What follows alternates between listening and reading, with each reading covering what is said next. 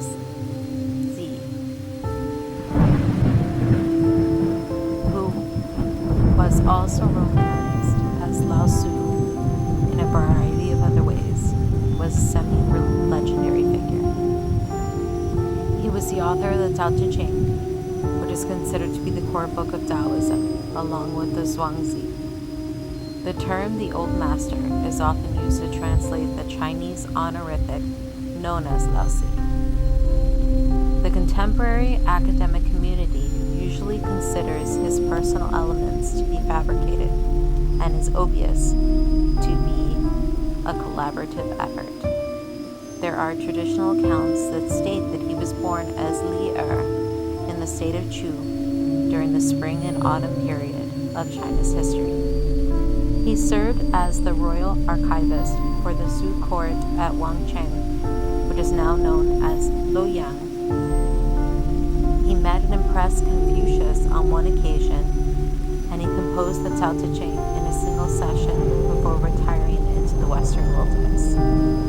Considered by many to be the progenitor of Taoism, Lao Tzu was a pivotal figure in Chinese culture.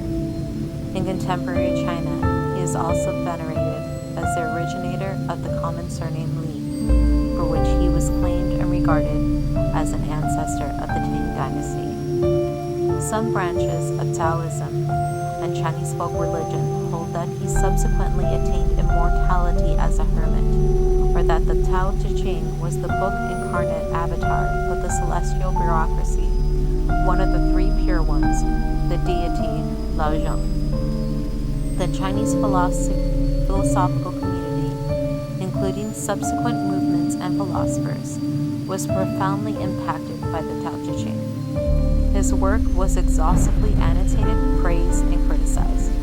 According to Chinese traditions, philosophical Taoism may be traced back to Lao Tzu, a remarkable thinker who thrived in the 6th century BCE. According to several contemporary researchers, Lao Tzu is considered purely mythical, with no evidence of the historical figure named Lao Tzu.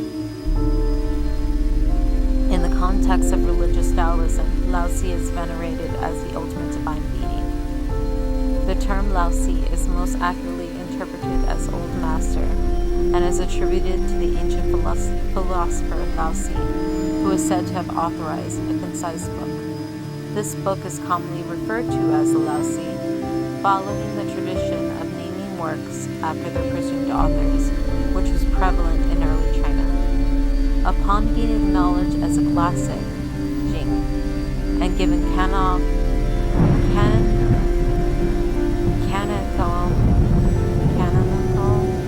status in Chinese literature, the Lao Tzu was bestowed with a more esteemed and instructive title, Daodejing, which is commonly translated as the classic of the way and virtue.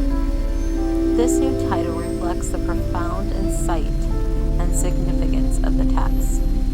The impact of Chinese culture is extensive and extends beyond the borders of China. The focus of this literature is on the Tao, or way, and its manifestation in virtue, particularly through the concepts of naturalism, naturalness, and non-action. Nevertheless, these notions are subject to varying interpretations. Confucianism, Taoism, and Buddhism are widely acknowledged as the three principal philosophical systems in Chinese philosophy. It is clear that, like any ism, they are abstract terms that do not reflect individuals, but rather intricate traditions with unclear boundaries.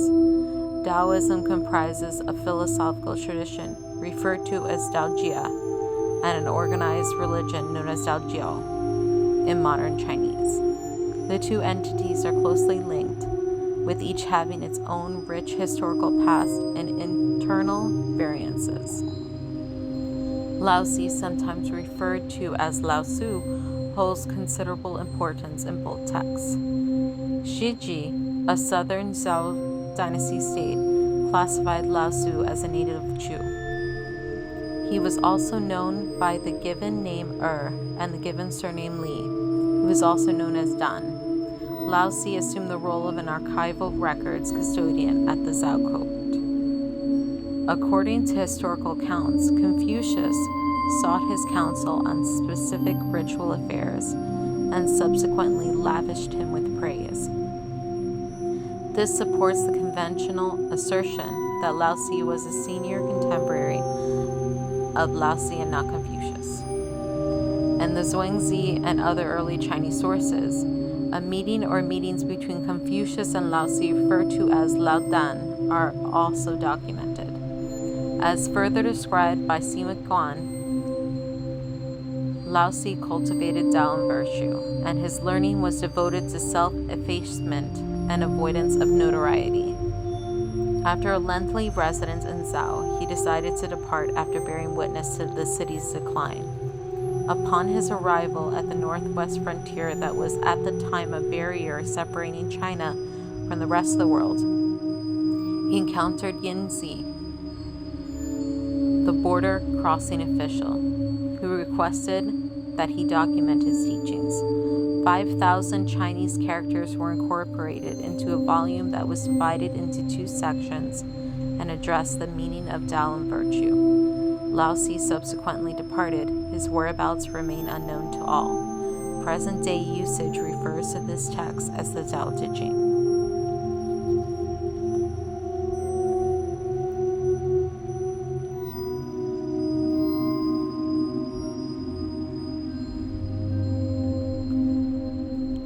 Following his divination during the Han Dynasty and early Taoist movements, Laozi attained the utmost regard during the Tang era, when he was bestowed with the title of regal ancestor by the authorities. Subsequent eras did not diminish his prominence, and he remains a significant deity in contemporary China. God of the Tao approaches Lord Lao within the context of mythology and history, 2 distinct frameworks. A history, part 1 of the book, elaborates on previous research concerning the divination of Lord Lao and the revelation of his medieval hagiography by providing a description and contextual framework for the myriad of unanalyzed materials discovered on the subject. Section 2 delves into the intricate mythology of Lord Lao, drawing inspiration from a significant hagiography from the 12th century known as the Lao Long Zhuang, like unto a dragon. Within this mythological framework, Lord Lao assumes 8 discrete mythical personas, each linked to a specific stage in his life. He is regarded as the progenitor of the cosmos, the progenitor of cosmic harmony, and the mentor of dynasties, and the divine embodiment of earthly form. Furthermore, he is revered as the deity of great peace and political harmony, the origin of significant Taoist revelations, and the convert of the barbarians. By drawing parallels between his narrative and analogous concepts found in Confucian, Buddhist, and Western mythology, Kohn sheds light on the intricacies of the Taoist story and convinces us to venerate Lord Lao as a pivotal deity in traditional China. In contrast to the Abrahamic religions, philosophical Taoism, which is similar to pantheism, does not hold a deity. The universe was not created and is not governed by an omnipotent being beyond the cosmos. The Tao impersonally directs the course of events and is the source of the universe, according to Taoism.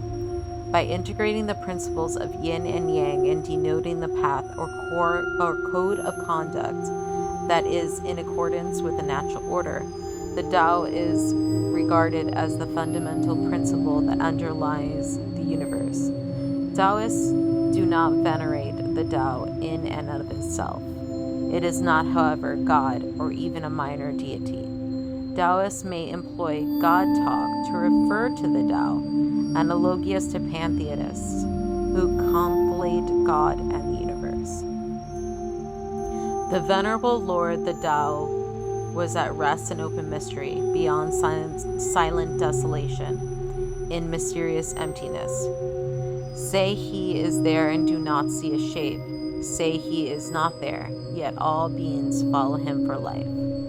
However, it is evident from Lao Tzu's own words that his ancient philosophy aligns with that of a contemporary pantheist. Ordinary men hate solitude, but the master makes use of it, embracing his aloneness, realizing he is one with the whole universe. The words of truth are always paradoxical. To the mind that is still, the whole universe surrenders. The key to growth is the introduction of higher dimensions of consciousness into our awareness. If you're depressed, then you are living in the past. If you're anxious, then you are living in the future. If you are at peace, you are living in the present. Be content with what you have. Rejoice in the way things are. When you realize there is nothing lacking, the whole world belongs to you. If you want to awaken all of humanity, then awaken all of yourself. If you want to eliminate the suffering in the world, then eliminate all that is dark and negative in yourself. Truly, the greatest gift you have is to give is that of your own self-transformation. Pantheism is a philosophical and religious conviction that posits the identity of nature, the universe, and reality as divine or transient beings. Understanding the physical universe as an immanent deity that has existed since the beginning of time is still expanding and creating is thus possible. A pantheist is an individual who maintains the dual belief that all things are composed of a divine unity, and this unity is manifested as a supreme deity or divinity. Thereafter, every astronomical object is considered an element of a single deity. Pantheism, which means everything or all-encompassing in Greek, is derived from the word theos, which means divine or God. In Joseph Raphson's Despato Reale se ente infinito, the initial documented instance of this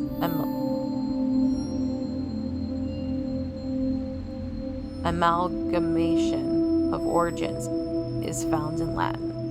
In this work, Raphson alludes to the pantheismus advocated by Spinoza and other philosophers. It was subsequently referred as pantheism in the English language in 1702. Pantheism is subject to a multitude of definitions. It is regarded by some as a philosophical and theological stance regarding the nature of God, a doctrine which posits the identification of God within the universe, or considers the universe to be an expression of God. Pantheism posits that all things are components of a transcendent, immanent deity. Then every form of reality could be regarded as either modes of that essence or as being identical to it. Pantheism is considered by some to be a non-religious philosophical stance. The belief that the universe, in the sense of the entirety of all existence, and God are identical to pantheism is their view. However, Taoist rites are not included in this notion of allowing life to evolve in line with the Tao. The rituals of Taoist practice adhere strictly to Taoist principles, but have been affected by Buddhist and Confucian customs, resulting in their present-day complexity. Each prayer and incantation that composes the Taoist ritual or celebration must be articulated with utmost precision, and every aspect of the ceremony must be executed flawlessly. Taoist religious holidays are overseen by a Grand Master who acts as a high priest and leads the ceremonies. These festivals can range in duration from a few days to more than a week. Through the ceremony, the Grand Master and his aides must meticulously adhere to tradition and every movement and recitation, since any divination would render their efforts futile. This is a notable deviation from the conventional Taoist concept of going with the flow and disregarding external regulations or intricate religious rituals. Honoring the progenitors of a village, community, or city is the focus of Taoist rituals. To purify the area, the Grand Master will invoke the spirits of these ancestors while incense burns. Purification is an integral component of the entire ritual. By transforming the ordinary space of existence into a sacred space, one can foster communion with gods and spirits. Typically, the Grand Master is accompanied by 4 assistants who serve in various capacities, including reading, sacred performance, or music. The Grand Master, accompanied by one of his assistants, will perform the text out loud. The subject matter of this text pertains to the soul's ascension to unite with the deities and one's forebears. During ancient times, the ceremonial exercise was conducted atop a flight of stairs that led to an altar, symbolizing the journey from the mortal realm to the celestial realm. Presently, the ritual can be executed either on a platform or the ground, and the Grand Master's ascent is deduced from both the text and his actions. The altar continues to hold significance in the ritual due to its symbolic representation of the intersection between the mortal and celestial realms. In Taoist households, individuals congregate at personal altars to offer invocations and pay homage to ancestral spirits, household spirits, and the village spirits. While Taoism promotes worship within the confines of one's own household and incorporates communal gatherings for rituals and festivals, these aspects should not be conflated with the worship practices observed in other faiths, such as visiting a temple or church. Although most people have attended Taoist festivals throughout its history, a Taoist can venerate at home. Festival products incur substantial costs and are typically financed through contributions from community members, villages, or municipalities. While commonly perceived as community celebrations, they may also be executed during economic downturns or periods of public health emergency. In times of peril, the deities and spirits are invoked in an effort to expel the malevolent entities that are causing distress.